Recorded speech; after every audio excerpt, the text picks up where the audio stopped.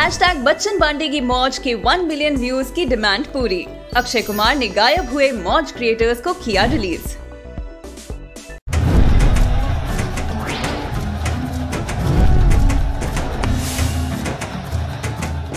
नमस्कार, one India Hindi में आपका स्वागत है। मैं हूँ राधिका।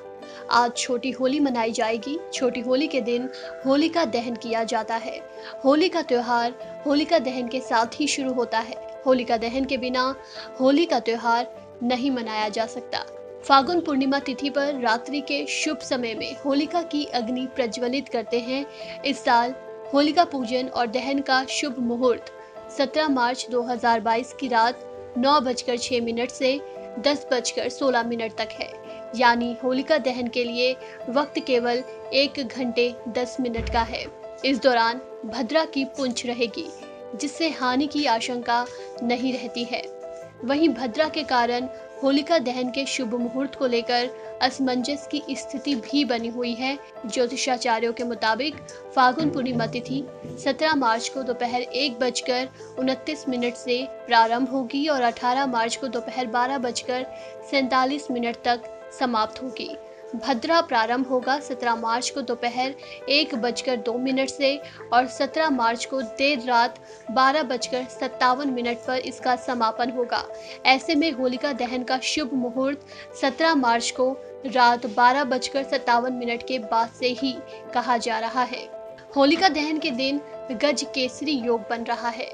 इस दिन चंद्रमा और बृहस्पति के योग से गज केसरी योग का निर्माण हो रहा है। ये शुभ फलदायी होता है।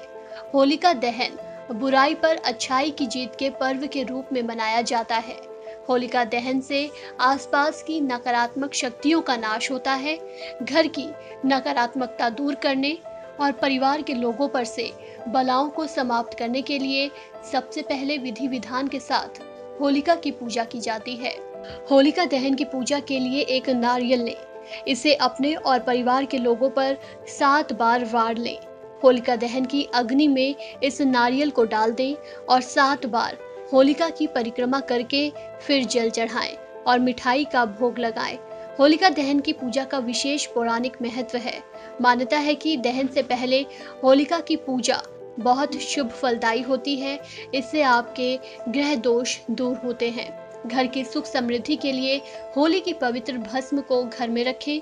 होलिका दहन की भस्म को रोगियों के शरीर पर लगाने से रोग दूर होते हैं। मान्यता है कि होलिका दहन के दिन ही स्वयं को भगवान मान बैठे हिरण्यकश्यप ने भगवान की भक्ति में लीन अपने ही पुत्र प्रहलाद को अपनी बहन होलिका के जरिए जिंदा जला देना चाहा था, लेकिन भगवान ने भक्त पर अपनी कृपा की और प्रहलाद के लिए बनाई चिता में स्वयं होलिका जलकर मर गई।